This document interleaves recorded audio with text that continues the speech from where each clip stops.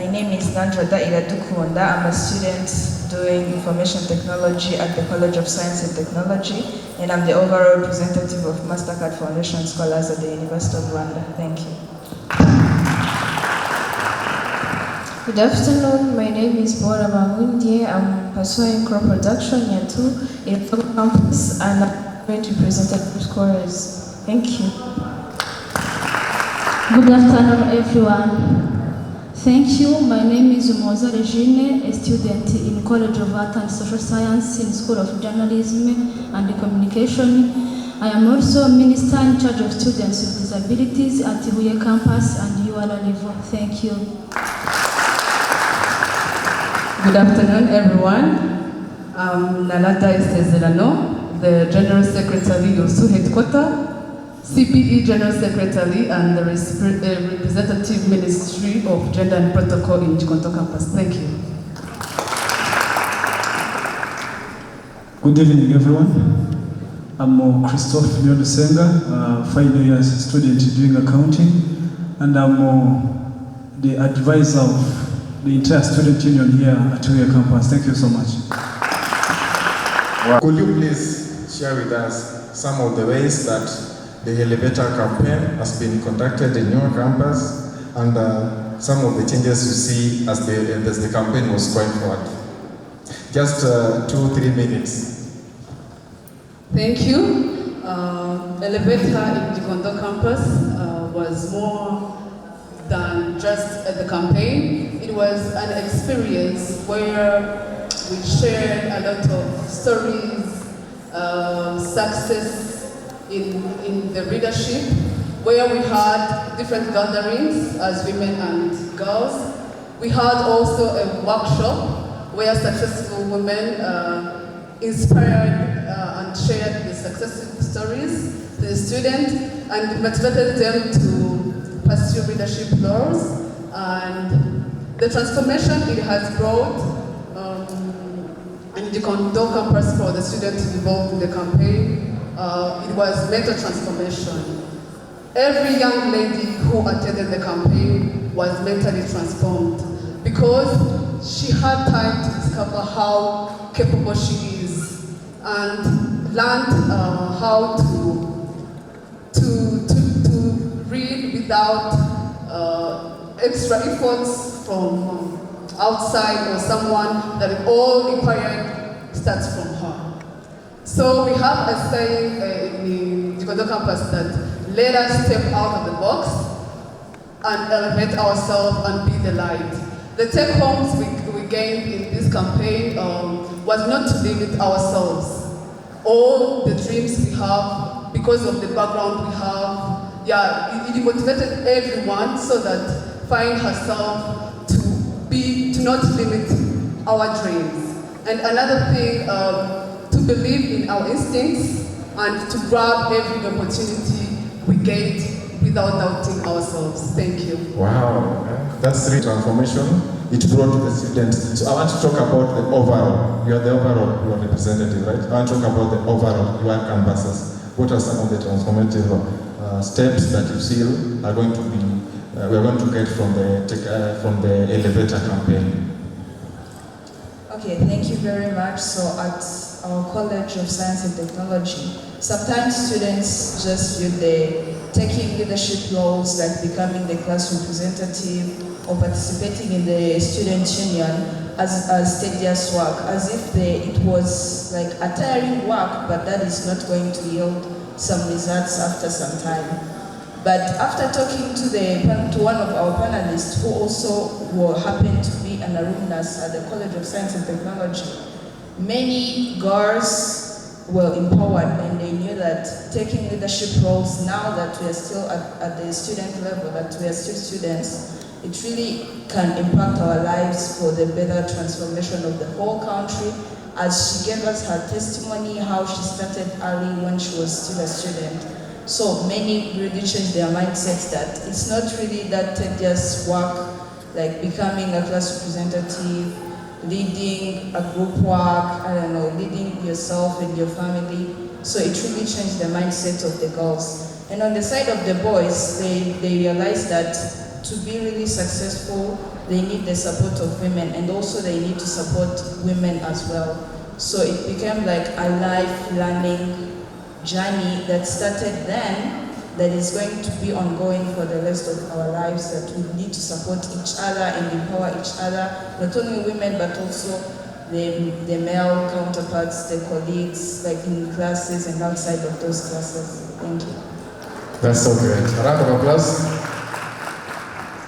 The next question is directed to the two. This campaign, that's the elevator campaign, we'll have on the culture of leadership, empowerment, and the gender equity within the University of Rwanda. So to Bora, to Regine, right? Regine. I want to talk about the students with disabilities. What are some of the ways that you believe this campaign will impact them when it comes to the gender equity within the University of Rwanda, when it comes to the leadership and empowerment as large? Thank you, moderator. So I believe that this campaign will help the students with disability, especially female with disability, to take a part in the leadership position, not only being a leader or a representative of students with disability only, but also under position.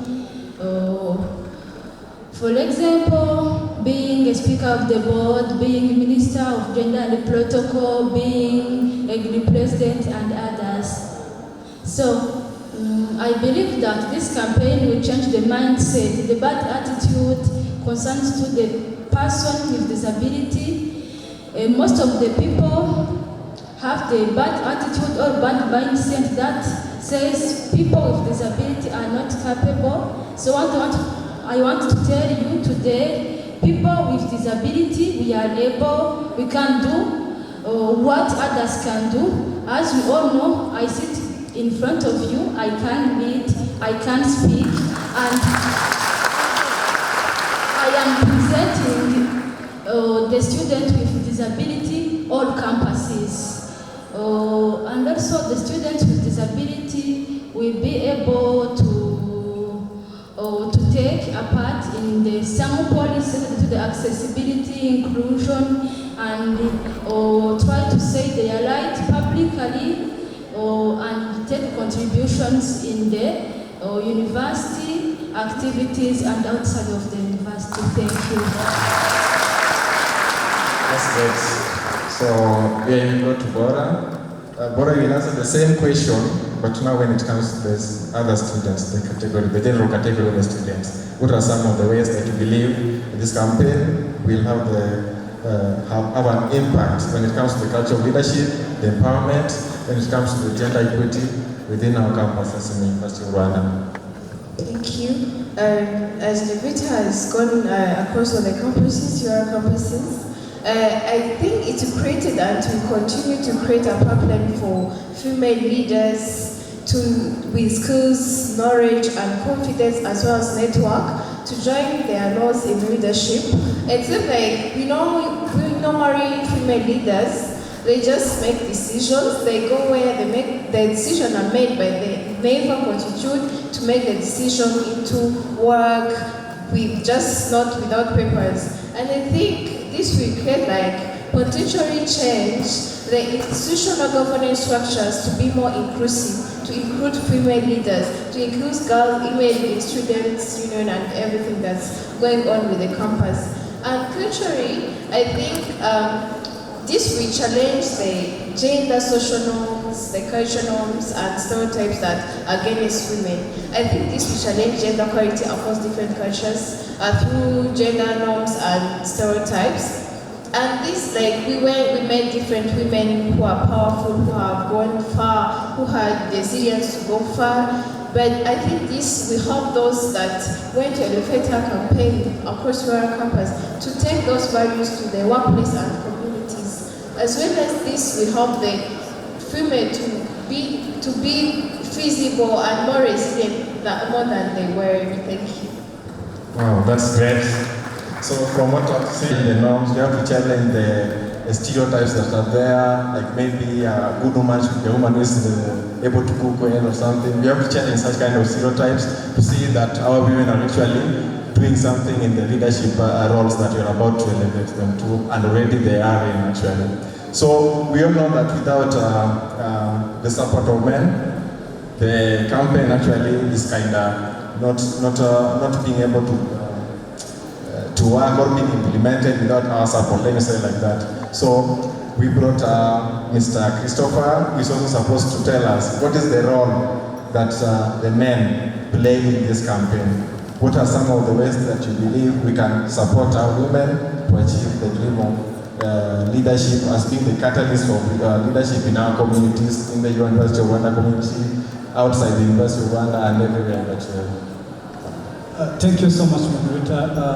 But first of all, I would like to give my point of view of what all of these campaigns that I designed for empowering women, especially young ladies at university, are really designed for. From my own perspective, I think this is not because ladies, young ladies here in their own lacking capabilities, but because we need to create, like when you are educating a man, you are normally educating an individual. But when you are educating a woman, especially a young lady, you are educating a nation. So this really reflects why we shall bring more campaigns that are designed to empowering young women, not because they are weak or not because they lack capabilities. Coming back to the question, we always have participated a lot in implementing this campaign, and one of the ways, by the way, I would like to thank my fellow brothers for their immense contribution, because as you have seen, it will not be possible without our contribution. And one of the ways we have participated is like when we were having a community work on Uganda, the very remarkable number of boys have been present and were participating in planting trees, not because they are ladies, but because they really understand the real essence behind all of these campaigns. And what I would like to recommend is we boys, we shall be a very active allies in empowering our fellow colleagues, young ladies, because we don't have any doubt that when you are educating a lady, you are educating a family, you are creating or strengthening the family, the community, and the nation as well. So it's our part to play a very remarkable contribution, working together with them, creating a very inclusive spaces where we boys can sit with ladies and share ideas. We shall try to overcome and challenge those old stereotypes that are against the ladies in order to increase our inclusion and be able to achieve that inclusive future for ladies and boys together. Thank you so much. That's so great. So the main point I focused on is educating us a transformative framework that is going to stay with us. We want to see whatever we talked about being implemented. We don't want to go into another campaign. The reason we had the She Decides campaign, today we are here for the elevator campaign. We don't want to talk about another campaign before seeing whatever we just talked about being implemented. We have all the resources. We have Mastercard Foundation with us. We have the University of Rwanda. We have the Student Union. We have all the kind of the support system in our societies. So we need to see whatever we just talked about being implemented. We have the support, right? Yeah. So the kind of the point that you just talked about, education. Actually, educating the ladies, educating the women comes with all kind of advantages. It will be the framework of empowerment that we just talk about of the campaign here. So we need to see the women who are not just in the leadership roles, which already they are. We need to see the change in the roles. Whatever the role you have, we need to see the change. Are you the kind of woman who is still going to sabotage the education of the other women? Are you the kind of the woman who is going to talk about early marriages when it comes to the women? Are you the kind of woman who is still going to, let's talk about, is it improving, talking about promoting, let me talk about promoting the genocide ideologies in our communities. So we need to see that change, not just the role that you will hold in the positions or any other thing, but the change is what we talk about here. So as we all know, talking about the catalyst for transformative leadership, yeah, that transform. Go and transform the others. You've been transformed. Go and transform your campuses. Go and transform scholars. Go and transform any other man that you know in your way. Otherwise, as short as it was, I hope it was very impactful, and we look forward to another discussion. Thank you so much.